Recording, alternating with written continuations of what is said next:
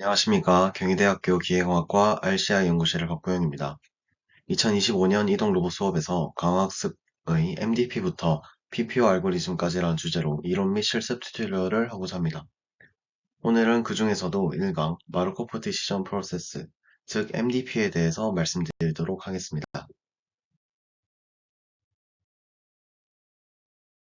먼저 간단하게 강학습에 대한 인트로덕션을 하고 강학습이 적용될 수 있는 가장 간단한 환경인 그리드 월드로 개념을 살펴본 다음에 본격적으로 MDP에 대해서 다뤄보도록 하겠습니다.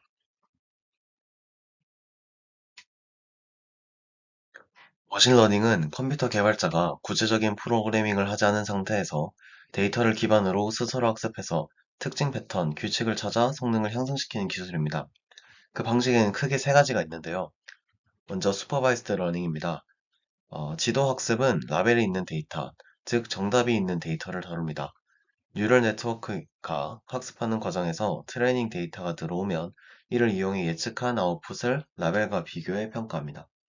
반복 예측, 평가를 통한 학습을 기반으로 라벨이 없는 데이터를 판별하는 걸 목표로 합니다. 정답을 이미 알고 있기 때문에 학습에 용이합니다. 이 방식을 이용하는 주요 방법에는 리그레션, 클래시피케이션 등이 있습니다. 언스퍼바이스드 러닝, 비지도 학습은 지도 학습과 달리 라벨이 없습니다. 학습 과정에서 정답인 라벨이 없기 때문에 클래시피케이션을 수행할 수 없습니다. 대신 비슷한 데이터들끼리 분류할 수 있는데요. 즉, 고양이와 강아지 사진을 보고 해당 사진이 고양이라는 것을 판별할 순 없지만, 고양이와 강아지의 사진들을 공통적인 특징을 가진 두 그룹으로 클러스터링 할 수 있습니다. 지도 학습에 비해서 학습이 어렵고 때문에 대부분의 경우에는 슈퍼바이즈 러닝을 사용합니다. 다음으로 레인포스먼트 러닝입니다. 가장 큰 특징은 미리 준비된 트레이닝 데이터가 없다는 것입니다. 강화학습은 에이전트가 실제 환경 속에서 상호작용하며 실시간으로 얻어지는 데이터를 가지고 학습합니다. 강화학습의 주체인 에이전트는 스스로 학습하는 컴퓨터를 지칭하며 에이전트가 주어진 환경 속에서 자신의 상태를 인식하는 것을 스테이트라고 합니다. 에이전트가 상황에 맞게 취하는 행동을 액션이라고 하며 액션을 취한 후에 받는 보상을 리워드라고 합니다. 예를 들어서 로봇이 걸어가는 상황을 가정해 봅시다.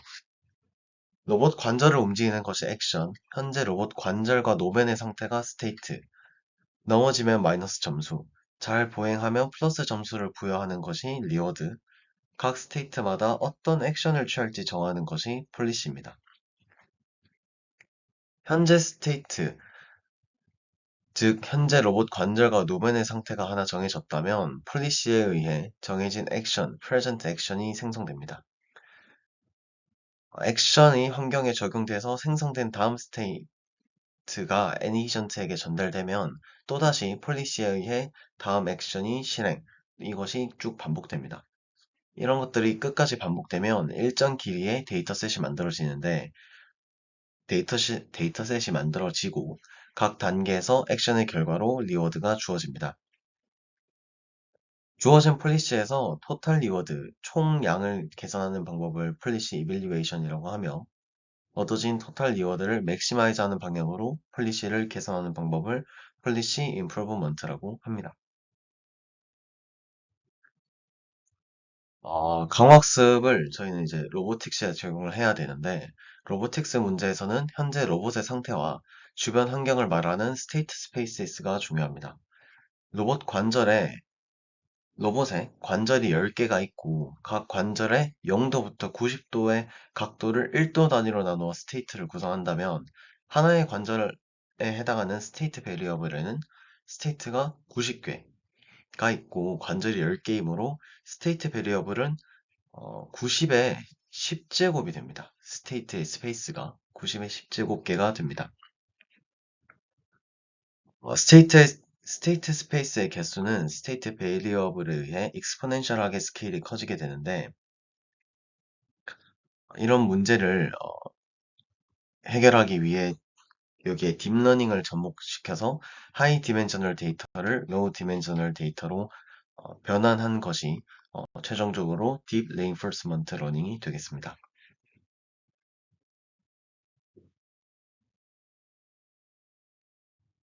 이제 다음으로 그리드 월드에 대해서 살펴보겠습니다. 우선 그리드 월드란 마르코프 디시전 프로세스 후에 살펴볼 MDP가 가장 잘 적용되는 기본적인 모델입니다. 우측에 보면 그리드 월드에 대한 한 가지 예시가 나타나 있는데요. 가로 4칸, 세로 3칸의 격자 구조의 로봇이 위치하며 이 로봇을 강화학습에서는 스스로 학습하는 컴퓨터인 에이전트라고 칭합니다. 에이전트는 그리드 안에 살며 그리드의 벽을 지나갈 수 없습니다. 또한 2,2 지금 그림상으로 회색으로 칠해져 있는 칸에도 존재할 수 없습니다. 인트로에서 설정한 것처럼 스테이트, 액션, 리워드를 먼저 어떻게 정의되는지 살펴보도록 하겠습니다. 우선 스테이트 S입니다. 스테이트 S는 로봇이 위치할 수 있는 칸을 의미합니다. 예를 들어서 1,1, 1,2 쭉쭉 가서 4,2, 4,3과 같은 좌표로 표현할 수 있습니다. 액션 A는 에이전트인 로봇이 취할 수 있는 행동으로 그리드 월드에서는 총 노스, 사우스, 이스트, 웨스트 방향으로 한 칸씩 이동하는 네 가지 액션이 존재합니다. 난 여기서는 액션이 벽에 막혀 이동할 수 없는 경우에는 이동하지 않고 제자리에 정지하는 것으로 정의하도록 하겠습니다. 예를 들어서 2,1에서 놀스 액션을 선택할 경우에는 그 액션에 해당하는 결과로서 얻게 되는 next state, 즉 다음 스테이트가 2,2여야 되는데 지금 거기가 벽으로 막혀 있다는 것으로 전제했기 때문에 이럴 때는 제자리에 정지하는 것으로 정의하도록 하겠습니다. 다음 리워드로는 크게 두 가지 리워드가 있는데요. 먼저 빅 리워드, 큰 리워드로서는 목적지인 4,3에 도착하면 플러스 1, 4,2 아래 칸에 도착하게 되면 마이너스 1점을 부여하고 즉시 에피소드를 종료하는 것으로 하겠습니다. 스몰 리워드는 액션을 하나 취할 때마다 작은 감점인 C, 여기서는 마이너스 0.1점으로 하도록 하겠습니다. 이를 부여하는 것으로 정의하도록 하겠습니다. 단, 빅 리워드를 받아서, 즉 4,3이나 4,2에 도착해서 에피소드가 종료되는 경우에는 지금까지 받았던 모든 스몰 리워드를 없는 것으로 하고 빅 리워드 플러스 1점, 마이너스 1점만 부여하도록 하겠습니다. 이 게임의 목표는 각 스테이트마다 토탈 sum of 리워드, 최종 리워드의 합을 최대화하는 액션을 찾는 것입니다. 이 목표를 위해서 각 스테이트에 대해 액션을 선택하는 방법을 폴리시라고 하겠습니다.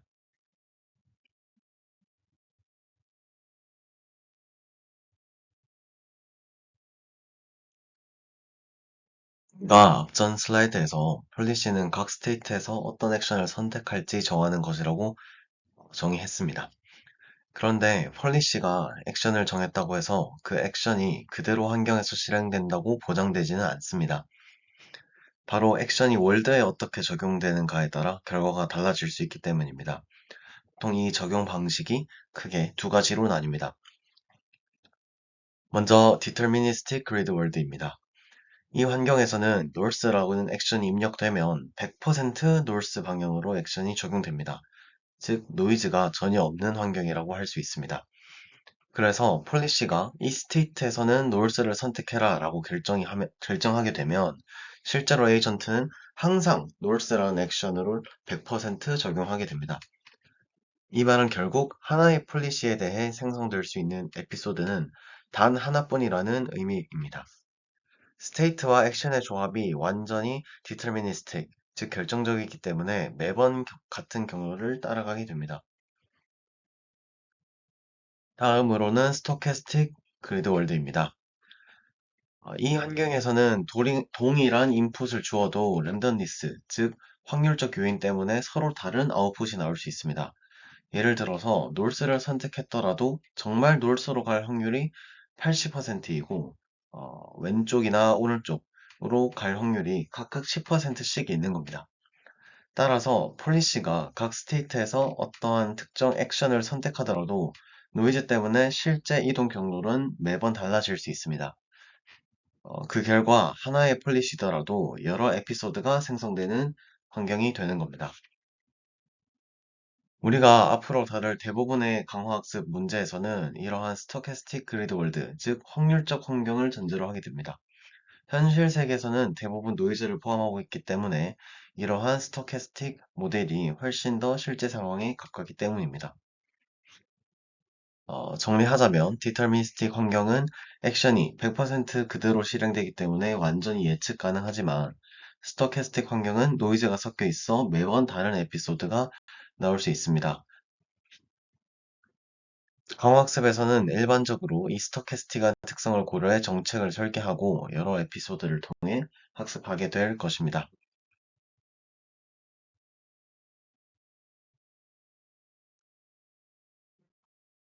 이제 마르코프 디시전 프로세스, 즉 MDP에 대해서 살펴보겠습니다.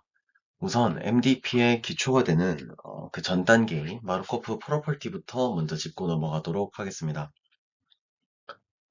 마르코프 프로퍼티란 어떤 환경이 present state만으로, 즉 현재 상태만으로 future state를 예측할 수 있는 성질이라고 정의됩니다. 쉽게 말해서 future state, next state로 이동할 때 past state, 과거에 영향을 받지 않고 현재 상태에만 의존하는 뜻입니다. 이를 수식으로 나타내면 다음과 같이 표현될 수 있습니다.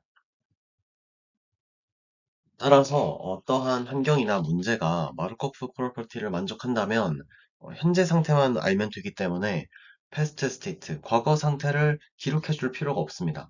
이러한 특징을 따서 이런 마르코프 프로퍼티를 메모리리스 프로퍼티라고도 부르기도 합니다. 스테이트 트랜지션 프로바빌리티라는 개념도 하나 짚고 가도록 하겠습니다. 스테이트가 현재 상태 S에서 다음 스텝 S-로 전이하므로 스테이트 트랜지션이라고 하며 이때 사용된 확률 P는 스테이트 트랜지션 프로바빌리티라고 하며 아래 수식과 같이 정의될 수 있습니다.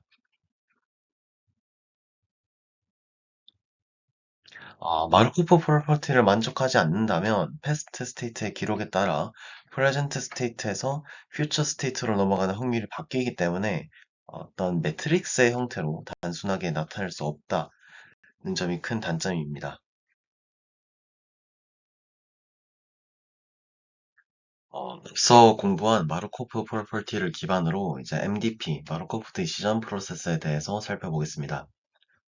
MDP는 마르코프 프로퍼티가 성립하는 환경을 수학적으로 모델링한 것으로 스테이트, 액션, 트랜지션 프로바빌리티, 리워드, 디스카운트 팩터의 튜플로 구성되며 모든 스테이트에서 마르코프 프로퍼티를 만족해야 됩니다. 여기서 디시전이라는 게 좀 추가됐는데요.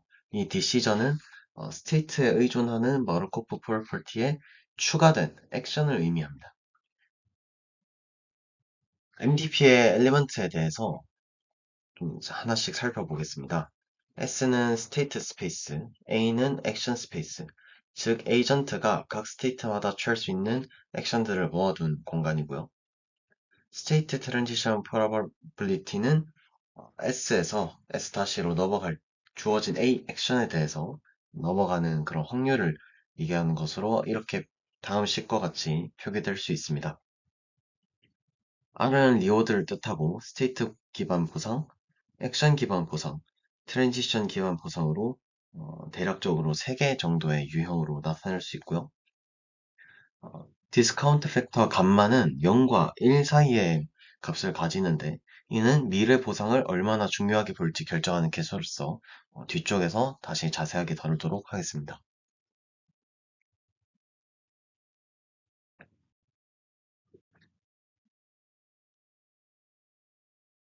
이번에는 우리가 지금까지 배운 MDP 개념들을 실제 예제로 확인하기 위해서 그리드 월드 환경을 MDP 형태로 어떻게 정의하는지 한번 살펴보겠습니다.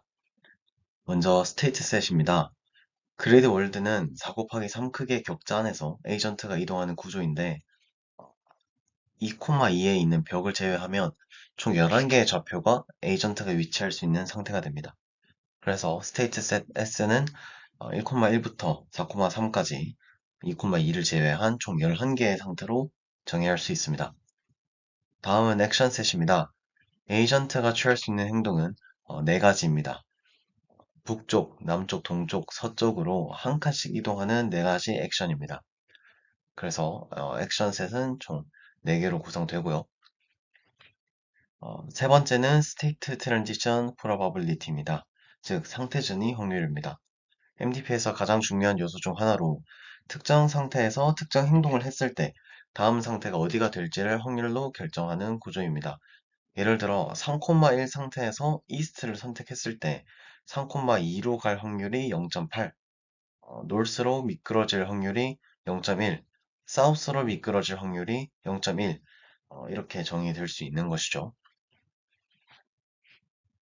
그래서 한 스테이트 액션 쌍이 가질 수 있는 다음 스테이트 후보가 최대 9개이고 거기에 4개의 액션, 11개의 스테이트를 고려하면 어, 총 396개의 트랜지션 프로바빌리티가 만들어집니다.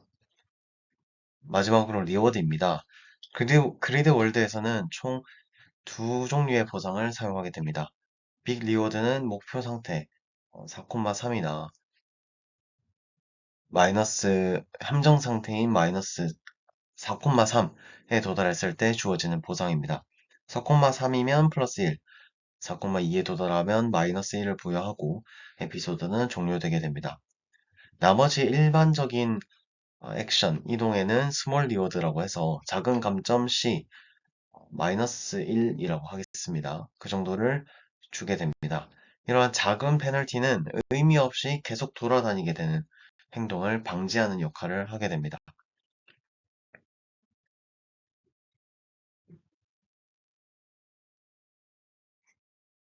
다음으로는 리턴에 대해서 살펴보겠습니다. 리턴 GT는 현재 타임 스텝 T에서 이후에 얻어지는 토탈 디스카운티드 리워드입니다.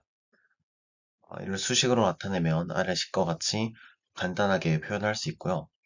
여기서 아까 넘어갔던 디스카운트 팩터 감마에 대해서 살펴보도록 하겠습니다. 디스카운트 팩터 감마는 0과 1 사이의 값을 가집니다. 왜냐하면 위에 GT 시계에서 보면 여기 스텝 K에 대해서 이게 제곱으로 표현되기 때문인데요. 여기서 감마가 1이 넘어가게 되면 값이 발산해 버리겠죠. 그렇기 때문에 반드시 0과 1 사이의 값으로 정의되어야 되는 것이 당연합니다. 타임 스텝이 먼 리워드일수록 감마가 더 많이 곱해져서 더해지는 형식인데요. 이는 더 먼 미래의 리워드일수록 약하게 반영하겠다는 의미입니다. 프레젠트 스테이트에서 내가 액션을 취했을 때 얻어지는 리워드는 다소 명확하지만 저희가 적용하고 있는 건 스토캐스틱 액션이기 때문에 더 먼 미래의 리워드일수록 불명확하다는 점을 반영하는 그러한 인자라고 보면 되겠습니다. 또한 이것이 끝나지 않는 게임이라면 에피소드의 끝이 정해지지 않았다면 그 리턴의 값이 계속 끝없이 더해지기 때문에 무한대로 발생할 수 있습니다. 그렇기 때문에 디스카운트 팩터를 사용해서 수렴시키는 역할도 있다고 볼 수 있고요. 또한 관습적으로 가까이 있는 리워드가 더 멀리 있는 리워드보다 중요하다는 점도 반영되어 있는 그런 역할을 하는 인자라고 봐주시면 되겠습니다.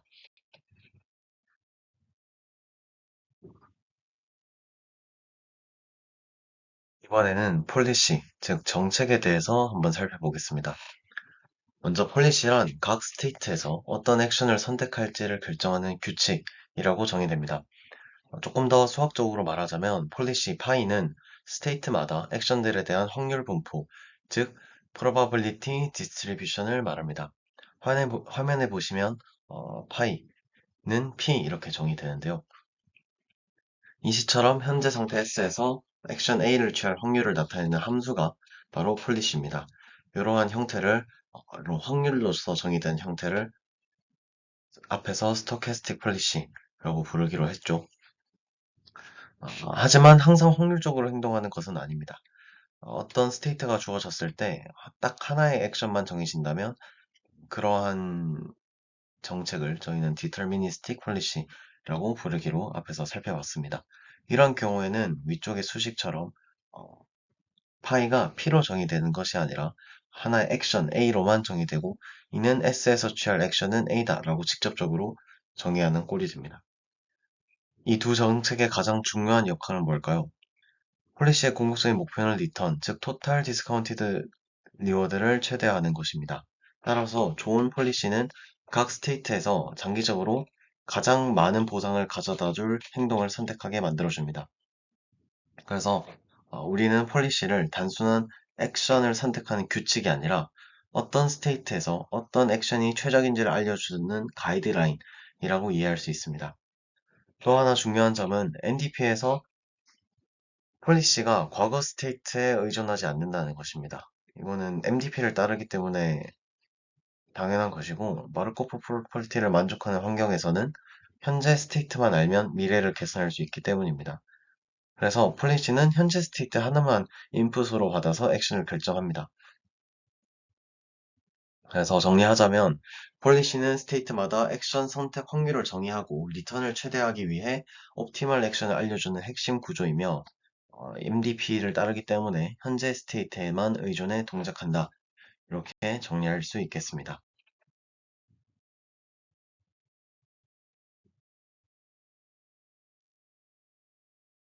이번에는 MDP의 마지막으로 Known MDP와 Unknown MDP, 그리고 강학습에서 매우 자주 등장하는 입실론 크레딧 정책에 대해서 한번 살펴보도록 하겠습니다. 먼저 Known MDP입니다. Known MDP란 말 그대로 환경의 모든 정보를 알고 있는 경우를 말합니다. 여기서 말하는 정보란 State Transition Probability, 즉 현재 스테이트에서 액션을 취했을 때 다음 스테이트로 이동할 확률을 모두 알고 있는 경우입니다. 이 확률들을 알고 있다면 우리는 각 스테이트에서 얻을 수 있는 리턴 GT의 기대값을 직접 모두 계산할 수 있습니다. 그 결과 이론적으로는 항상 존재하는 디터미니스틱 옵티멀 폴리시를 수학적으로 구할 수 있고, 그 계산에는 보통 다이나믹 프로그래밍이라는 모델 기반의 계산 방식이 사용됩니다. 즉 환경이 주어져 있다면 어떤 강화 학습이 아니라 어떤 플래닝처럼 문제를 풀 수 있다는 의미입니다. 하지만 실제 대부분의 환경은 그렇지 않습니다. 그래서 우리가 다루게 되는 것은 주로 Unknown MDP입니다. Unknown MDP에서는 환경의 Transition Probability를 전혀 모릅니다. 에이전트는 단지 environment와 상호작용하면서 수집한 샘플 데이터만 알고 있을 뿐입니다. 따라서 특정 행동을, 특정 액션을 취했을 때 정확히 어디로 이동할지, 어떤 리워드를 받을지의 기대값을 모두 정확하게 계산할 수는 없습니다. 이 때문에, 이 때문에 옵티멀 폴리시를 수학적으로 바로 계산해서 도출해내는 건 불가능하고, 경험을 통해서, 즉 샘플 데이터를 통해서 점진적으로 학습해 나가는 방식이 필요하다는 것입니다. 그래서 우리가 흔히 말하는 강화학습이 이런 언노운 MDP를 문제를 풀기 위한 방법입니다. 이때 매우 널리 사용되는 탐험 방식, 익스플로레이션 방식이 바로 입실론 그리디 폴리시입니다. 입실론 그리디 폴리시는 스토캐스틱 폴리시의 한 형태인데 기본 아이디어는 간단합니다.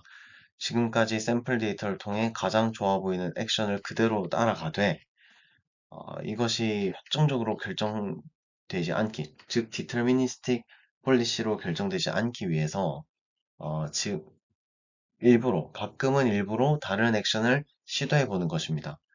구체적으로는 확률 P 1-입실론 플러스 n분의 입실론으로 현재 최적이라고 판단되는 액션을 선택하고, 나머지 액션들은 P는 n분의 입실론이라는 확률로 선택하게 됩니다. 즉, 입실론만큼은 exploration을 하고 나머지 1-입실론만큼은 exploitation, 이용하는 방식입니다. 이 방식의 의미를 좀 더 풀어서 보자면 지금 가진 데이터가 완벽하지 않기 때문에, 즉 내가 해본 만큼만 가지고 있는 샘플 데이터이기 때문에 현재까지의 폴리시가 사실은 옵티멀 폴리시가 아닐 수 있습니다.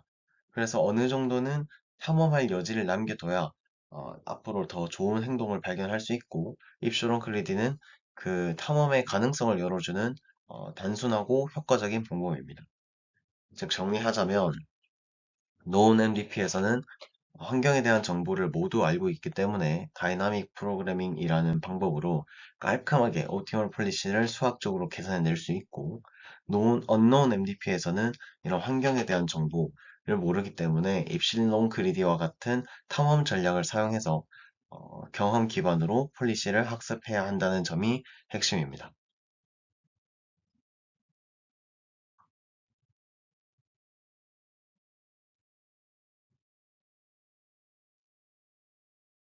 우리는 지금까지 마르코프 프로퍼티와 마르코프 디시전 프로세스를 통해서 스테이트, 액션, 트랜지션, 리워드 구조와 폴리시의 목적을 정의해 봤습니다.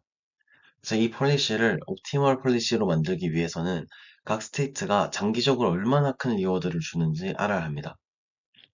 따라서 현재 이 스테이트가 얼마나 좋은지 이렇게 알아야 할 필요가 있는데요.